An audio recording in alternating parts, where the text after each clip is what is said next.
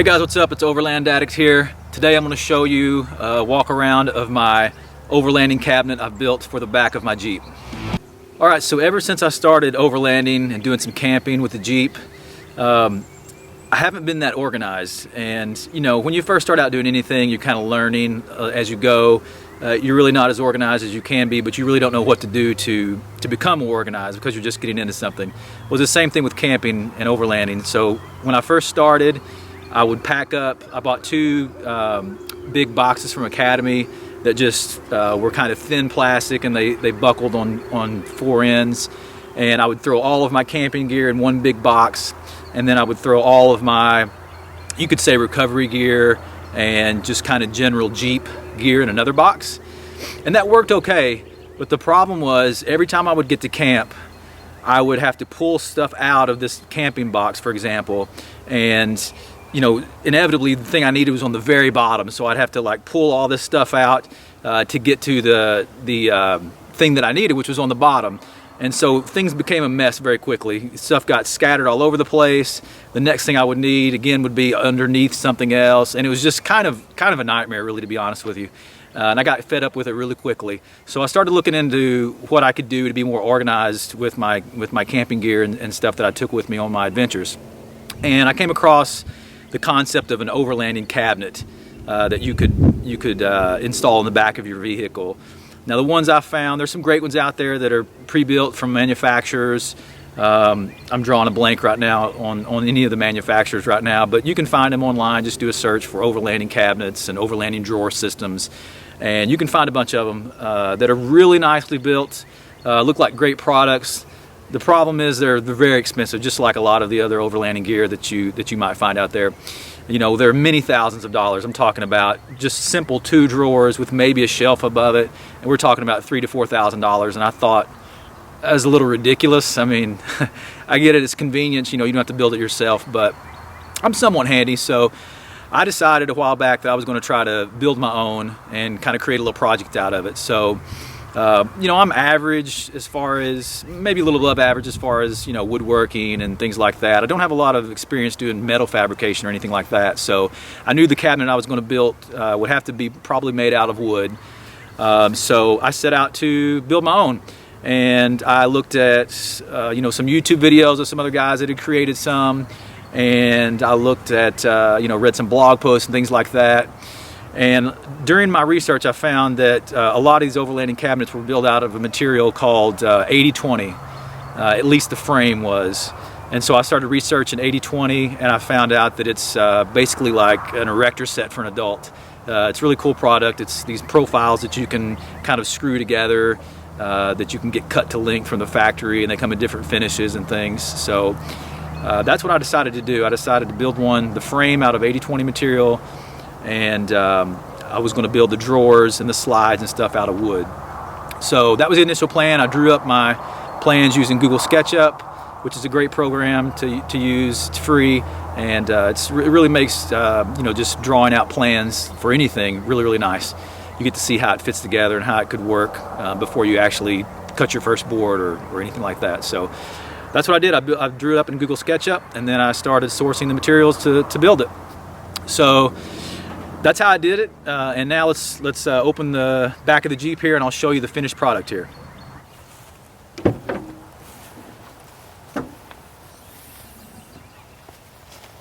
Alright, so here's my overlanding cabinet that I came up with. As you can see, it's got 3 drawers on this side, and then it's got the slide out here for the freezer fridge that I've got. Also underneath this, I've built another slide that contains my cooking stove, my Coleman camp stove. So that's going to be real handy. To be quite honest, I haven't even taken this out and used it yet camping. I just finished it up not too long ago, so I haven't had a chance to get out and actually use it in the field, but I think this is going to be really nice. I've seen other cabinets built where the stove slides out from under the fridge, and I really like that design, so I think it's going to work out really well.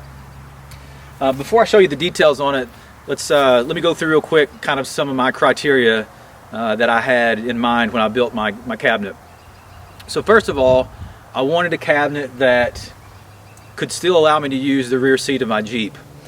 Now most of the time I go camping, I usually go by myself. None of my family goes with me. I'll go with friends, but nobody rides in the Jeep with me.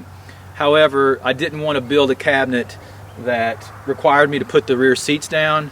Number one, because I thought in the event that somebody from my family did want to come along and we had to ride in the back seat, like one of them had to ride in the back seat or something like that, then I would have that possibility.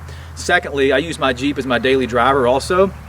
I take my daughter to school in the morning and things like that, so the back seat has to be available for her to sit down back there when I take her to school, and you know, take her other places too. So I just really wanted that back seat to be functional still.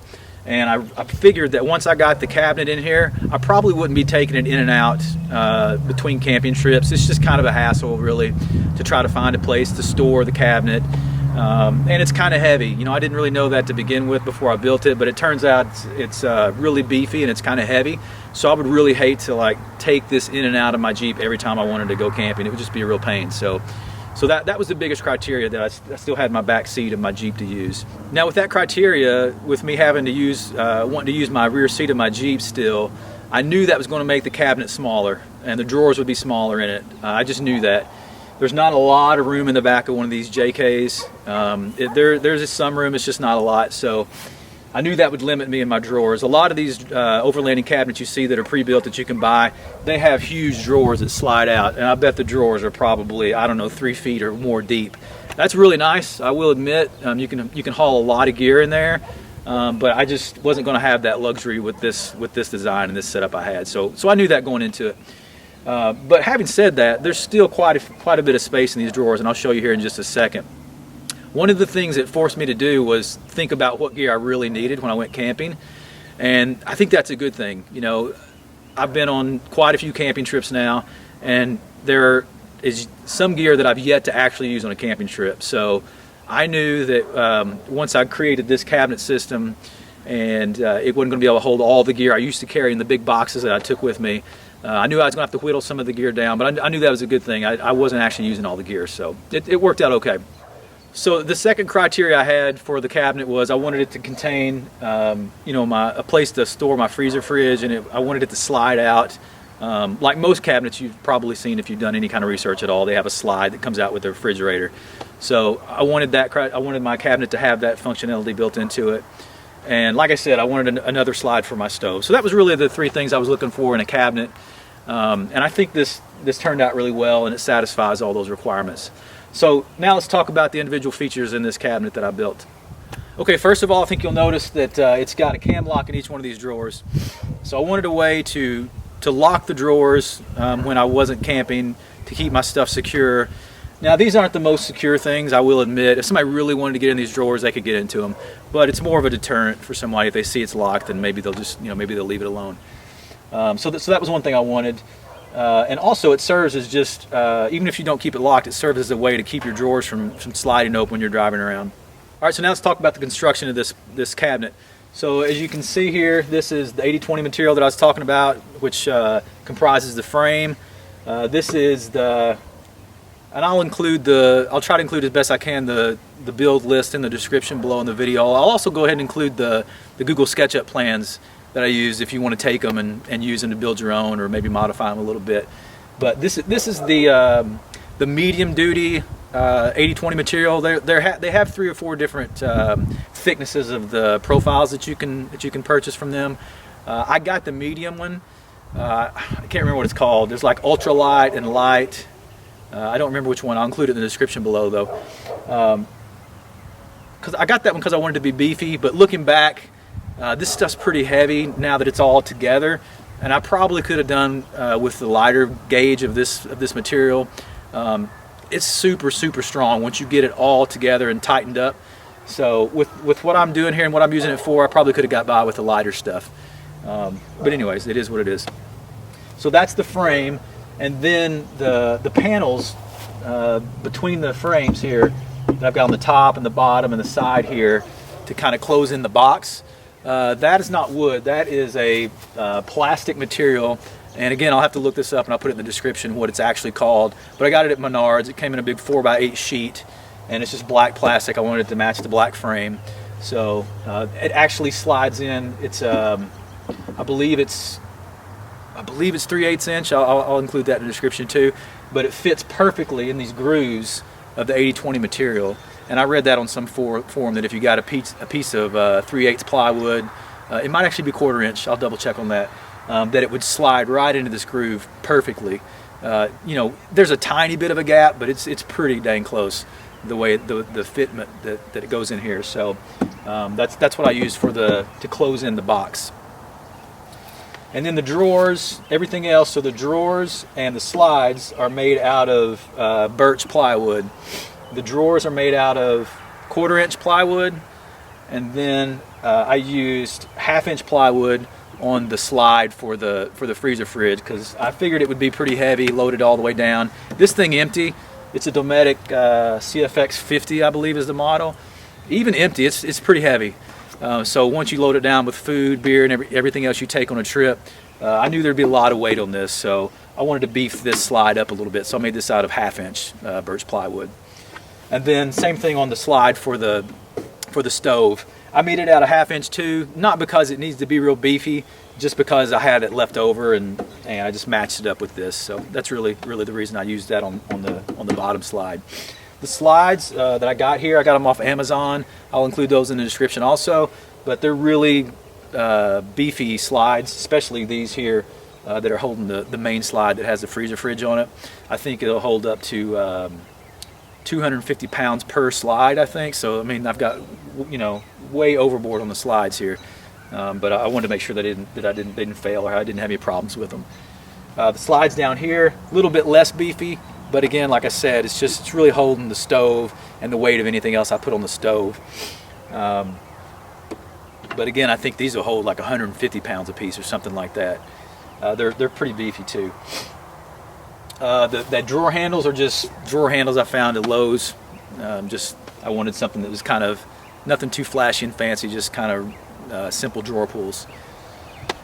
So I think that pretty much does it for the components that we're using here. Oh, the slides for the drawers, I just got those at Lowe's, and I think they were the biggest ones I could find. I think they were 100 pounds weight limit per slide, I think is what they ended up being. But these drawers, I don't have a lot of heavy stuff in here. The one that I use for recovery, the drawer I use for recovery, it's got some fairly heavy things in there, but I haven't weighed any of this, but I bet the heaviest drawer probably doesn't weigh over 30 pounds probably. So I got plenty of room on my drawer slides on these two. So the bottom one I use, it's all camping gear.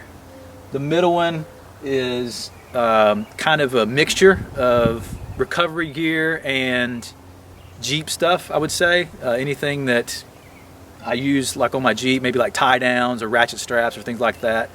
The top drawer is all recovery gear. So I've got my tree strap, I've got my wired winch remote, I've got my tools, I've got the rear hitch point recovery, D-shackle. So I've got everything I would use in a recovery situation up here. And if you'll pay careful, close attention to these drawers, you'll probably notice that they're not all the same size. That was kind of a mess up on my part. Somehow when I designed this, I didn't space the horizontal members here that the drawers slide up against. I didn't space them evenly. I don't know how that happened. I could have sworn I did that, but when I ordered all this stuff from the factory from 80/20, you tell them where you want the holes drilled so you can attach your screws to screw it all together. And so I had to spec out the holes and everything that were drilled into them because I got them pre-drilled. And once I got it together, I realized that these compartments weren't the same size, and at that point it was kind of too late. I guess I could have drilled them out myself, but I didn't want to mess with it, so I just built these different sizes. The way it turned out, the top drawer and the bottom drawer are exactly the same size. The middle drawer is the kind of oddball out. So, you know, not a huge deal. I wish they would be all the same size, but it's not the end of the world. It's okay. But anyway, that's my layout. So, like I said, recovery gear, kind of a mixture, and then camping on the bottom. Now let me open these drawers and kind of show you how they work and how I've got it organized in there. All right, so here we go. I'll give you a bit closer look at this too before I open it up.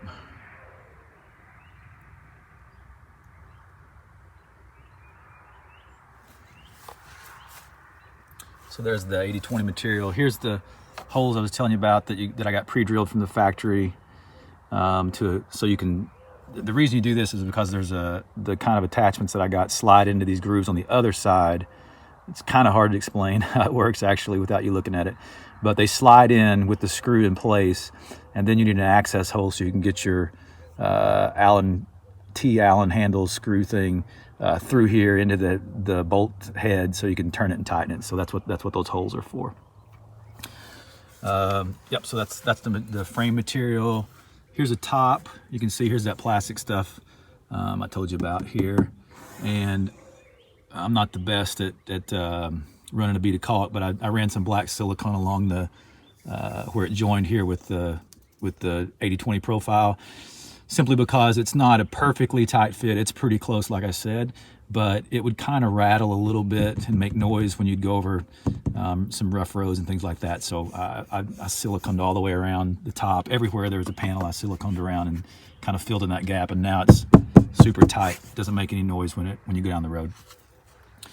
So yeah, that's that. Here's the combi locks I was telling you about. A closer look on those. Really nice. I'm happy with these. And yep, so now let's look inside here. So the drawers, here's the top drawer, like I was saying, is all recovery gear. So I'll open that one up. You can see it slides out pretty far. And I didn't get locking slides on these drawers. I probably should have. That's probably one thing I should have done. And I'm parked on a decline right now, and you'll see that if I let go, that's going to just close again. So the slides down here on the freezer fridge have a locking mechanism in them that lock out. These do not. So if I had to do it over again, probably would do that. But anyways, here's my recovery gear I got inside. You can see I got my air hose here to air up my tires, and got my air down kit, and let me see if I can give you a better look here. My snatch block and things like that. So I've still got quite a bit of room in here, even though the drawers aren't super long and deep like some of the other ones you might see that are pre-built from the factory that, you know, take up the whole rear of the Jeep with the seats down. There's still quite a bit of room in here. You know, I've got all the stuff I need for recovery down in there, and my tools and everything. So I'm pretty happy with the size of those. So that's the recovery gear. And then the middle one, like I said, is kind of a little bit of a hybrid hodgepodge. Got some thick gloves I use in here for things. I got some ratchet tie downs. I got my jump start for my power pack for my Jeep if I got a dead battery. Toilet paper, definitely an essential when you're camping. So got some shop towels, and so like I said, this one's kind of a hodgepodge. And then the bottom drawer, like I said, is all camping. I've got my wilderness survival guide too. This was a gift my wife gave me for Christmas. It's a pretty cool book. A lot of tips in there. So I've just got that down in there, and then I've got all my other camping stuff that I use. All the essentials, really. Like I said, I went through and weeded out my camping kit, and kind of got it down to the essentials. So got my pots and pans under there, and spoons and things like that. Bug spray, all the essentials. So that's the 3 drawers, and now I'll show you the slides here in the freezer fridge. All right, so I'll pull out the freezer fridge slide here. It's got 2 handles over here, one each on the slides. You just flip those down and hold them and pull out. And like I said, positive locking on that. So like I said, I'm parked on a decline, but this isn't going anywhere at all. So here's the freezer fridge I have here. Like I said, Dometic CFX 50, I believe, is the model. And it just barely clears the frame here, but you know, that's kind of how I had it. Everything had to be tight fit and tight quarters since I need the back seat, so I only got so much room to use back here. But it opens up here. Can still easily access all my compartments in here. Don't have a lot of room up here. You can see it. It doesn't slide far enough out to where it comes out completely, where it clears, where I can raise it up farther. And like I said, the reason is just because this slide can only be so deep because I'm using that back seat still. But like I said, it opens far enough to get the lid open. That's all I really need. So that's the freezer fridge. I don't have it mounted and secured to this slide. I'm still kind of waiting to see if I need to do that. I bought some kind of little turnbuckle things, little small D-rings, I don't know what you call them exactly, that I could drill holes in here and attach and kind of ratchet strap this to this. But this is pretty heavy. I'm not sure I'm going to need to, although I probably will end up doing it, because going down washboard roads or anything like that, I have a feeling it's going to probably move around and bounce around in here. So I'll probably end up securing it to this somehow. So now let's I'll show you, pull out the slide for the stove down here. It's got another set of slides built on the inside that you work the same way. You lift these little releases down, you pull out, and again, positive locking. It's not going to go anywhere. Here's my Coleman stove I was telling you about, and I've got it screwed to the bottom of this so it can't move. And then I just pop this up, and it works just like a, you know, I probably don't have to show you guys how a Coleman stove works, but just attaches over here. This is pretty close to this, so I don't even think I'll need to use this other wind flap here. I've just got it secured with a magnet down here. Keeps it tucked up in there. I could open it up and leave it hanging like that if I want to. It's so close to the fridge, I can't get it far enough out to get it clipped in like this one in the hole. But like I said, I don't think I'm going to need it. This is going to block any wind coming from this direction. So I don't even really think I'm going to need this. So I just keep it up like that.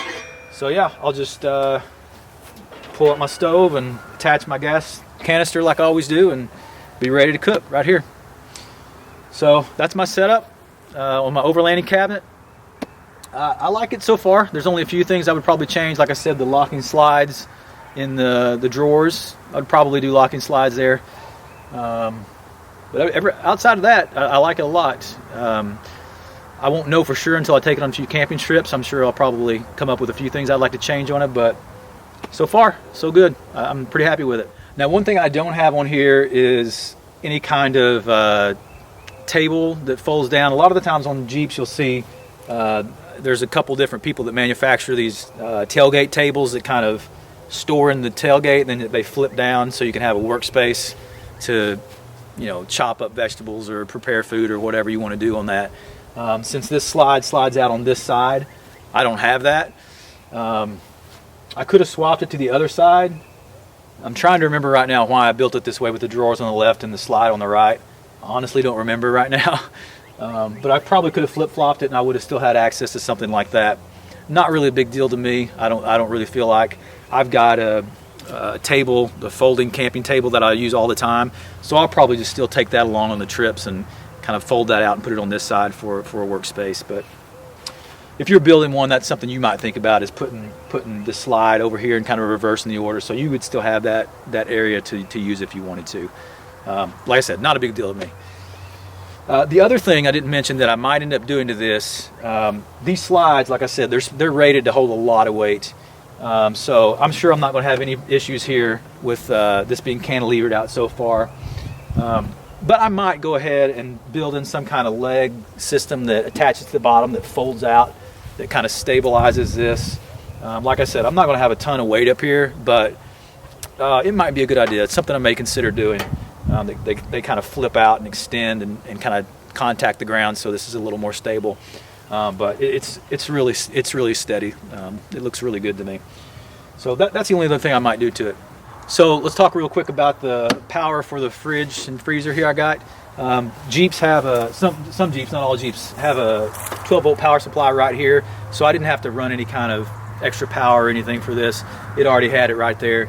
And all I do is just run the 12-volt cord from the freezer fridge. I've got it kind of routed up along one of the supports on the frame, and kind of got it tucked in nice and neat back there, and I just keep that plugged in, and it works real well. So that's what I do for that. All right, so I hope you found this video helpful and useful. This was a fun project. It really wasn't that hard. Like I said, I'm not professional woodworker by any means.